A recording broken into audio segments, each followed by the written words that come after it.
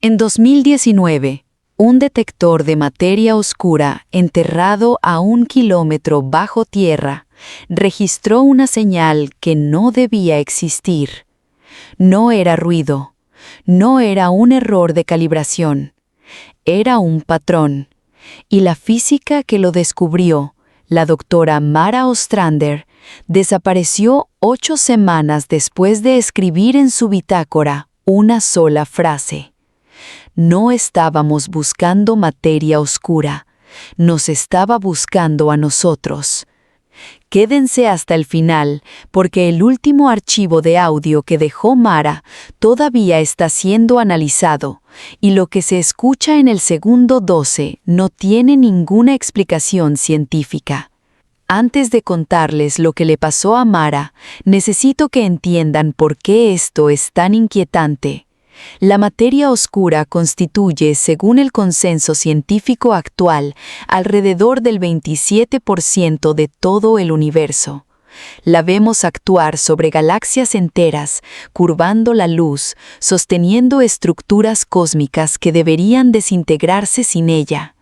Y sin embargo, nunca la hemos detectado directamente. Es la sustancia más abundante y menos comprendida de la realidad.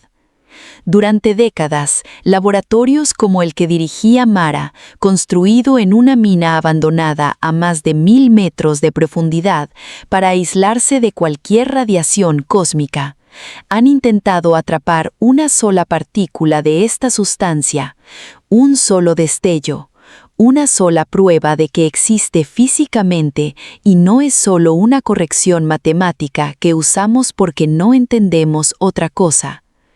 Mara Ostrander llevaba 11 años en ese proyecto. No era una científica mediática, no daba entrevistas, no buscaba reconocimiento. Sus colegas la describían como metódica hasta la obsesión, del tipo de persona que revisa un dato 3 veces antes de creerlo una sola. Mara tenía 41 años cuando todo empezó a cambiar. Vivía sola cerca del laboratorio, en un pueblo minero casi abandonado en el norte de Italia. Su rutina era exactamente igual todos los días: bajar al detector a las 7 de la mañana, revisar los registros de la noche anterior y volver a subir al anochecer. 11 años sin sobresaltos, hasta la noche del 14 de marzo, cuando el detector registró un evento que ningún modelo físico conocido podía explicar. No fue una partícula pasando, fue una secuencia, un patrón que se repetía cada 4 horas, 3 veces por noche, con una precisión que ningún fenómeno natural debería tener. Aquí abro el primer hilo que no voy a cerrar todavía. Cuando Mara aisló esa señal por primera vez y la escuchó convertida en sonido, porque los físicos convierten estos datos en ondas audibles para analizarlos mejor, se quedó sentada, sola, en ese laboratorio subterráneo durante 7 horas sin moverse. Nadie sabe exactamente qué escuchó esa noche, pero sí sabemos lo que escribió al día siguiente. En su bitácora personal, recuperada después por su hermano, Mara escribió: «La señal tiene estructura, no es ruido cósmico, tiene sintaxis». Y subrayó la palabra sintaxis 3 veces. Para cualquier físico, esa frase es una alarma. Sintaxis implica lenguaje, lenguaje implica intención, e intención implica que del otro lado de esa señal hay algo capaz de querer algo. Mara no publicó nada todavía, guardó silencio con su equipo, y esa decisión, guardarse un descubrimiento en lugar de compartirlo, se convertiría semanas después en la decisión más importante que tomó en su vida. Durante las siguientes 3 semanas, Mara empezó a pasar noches enteras en el laboratorio. Sus colegas notaron el cambio: ojeras profundas, respuestas cortantes, una insistencia extraña en trabajar sola, sin cámaras de seguridad activas en su sector del túnel. En sus correos privados, que la investigación posterior recuperó, Mara le escribe a un antiguo profesor de la universidad una frase que hoy se cita en foros especializados en física teórica. Creo que hemos estado interpretando la materia oscura al revés. No es materia que no podemos ver, es materia que no quiere ser vista.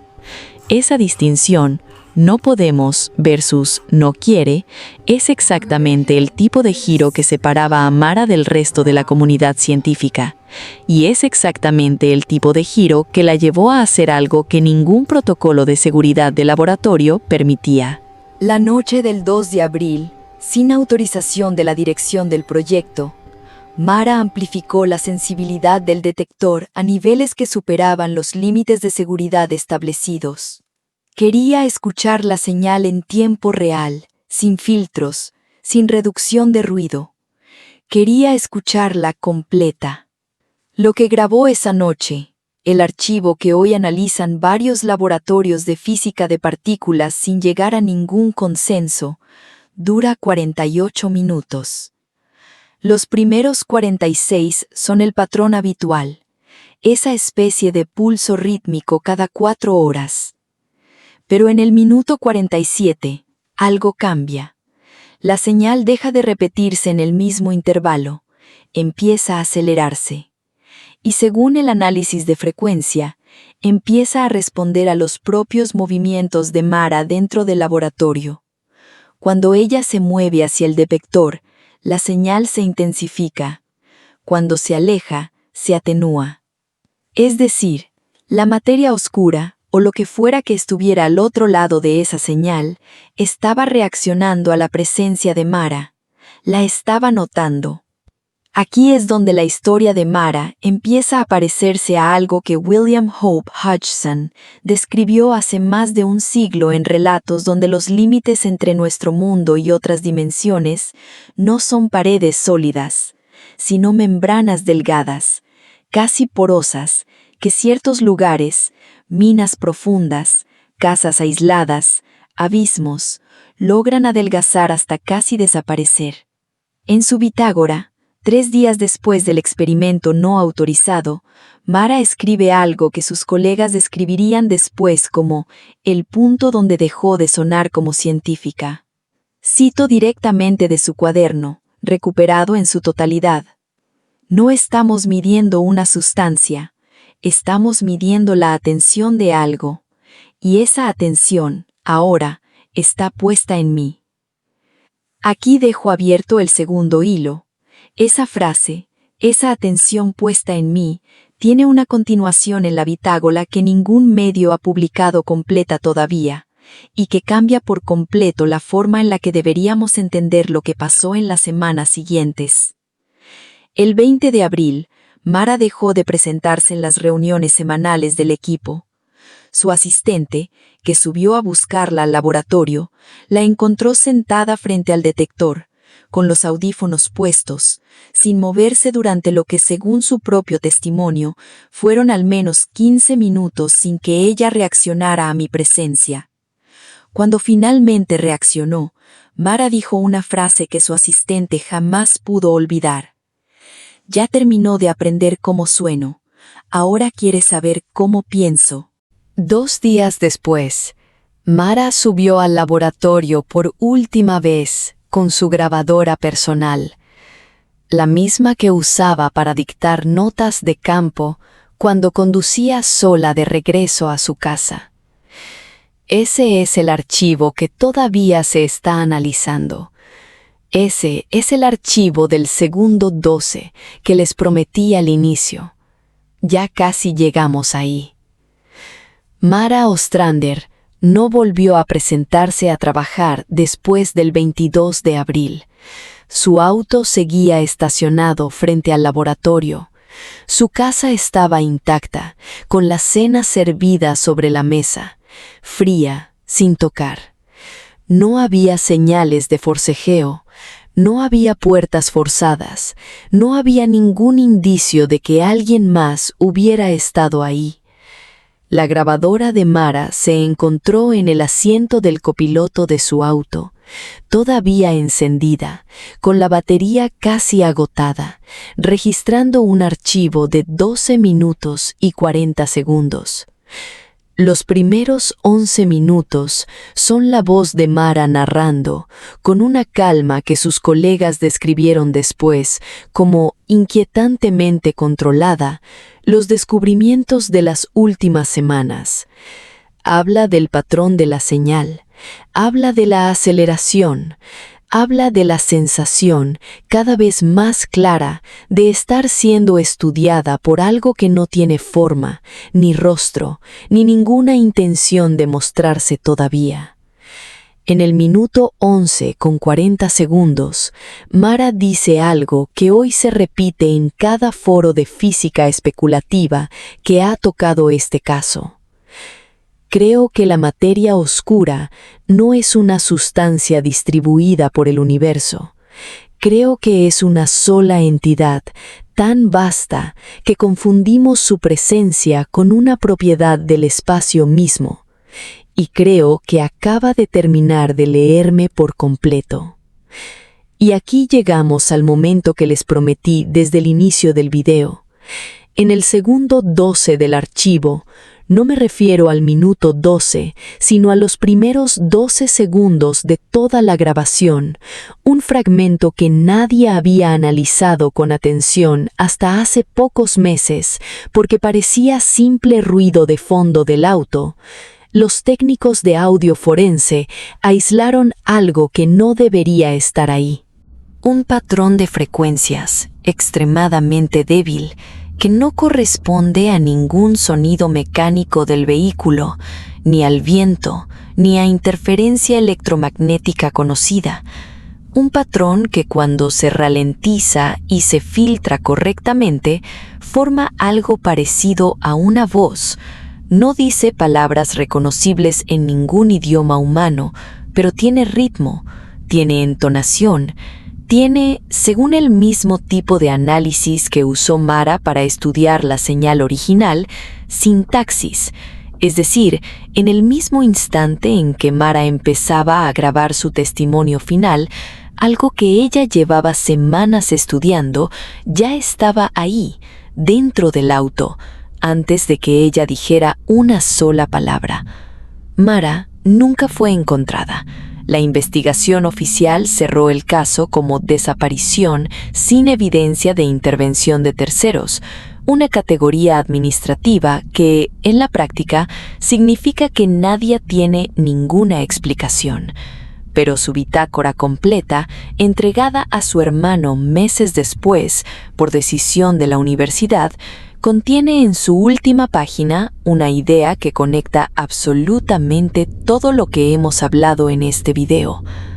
Mara no cree que la materia oscura sea un misterio pendiente de resolver con mejores instrumentos. Cree que es una inteligencia tan vasta, tan ajena a cualquier escala que podamos comprender, que interactuar con el universo visible, con nosotros, es, para ella, apenas un gesto casual, casi accidental, de la misma forma en que nosotros ni siquiera notamos las bacterias que respiramos al hablar.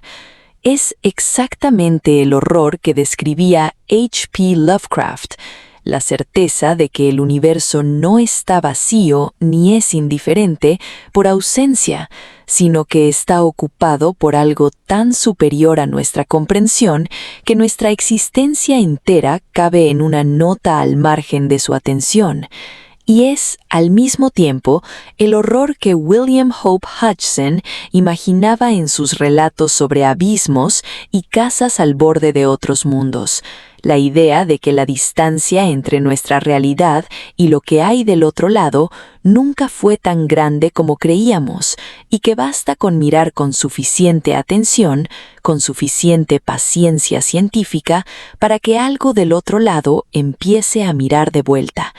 Según la última entrada legible de la bitácora de Mara, no fuimos nosotros quienes encontraron la materia oscura después de décadas de búsqueda. Fue la materia oscura la que decidió finalmente dejarse encontrar. Y ahora que sabe que sabemos que existe, ya no tiene ninguna razón para seguir ocultándose con el mismo cuidado de antes. Así que la próxima vez que alguien les diga que la materia oscura es solo una ecuación pendiente de resolver, pregúntenles por qué un detector construido para atrapar partículas terminó registrando algo con sintaxis. Pregúntenles por qué esa señal empezó a reaccionar exactamente a los movimientos de una sola persona. Y pregúntense ustedes mismos qué habrían hecho si, como Mara, hubieran escuchado esa señal responderles en tiempo real, sabiendo que del otro lado algo empezaba a prestarles atención.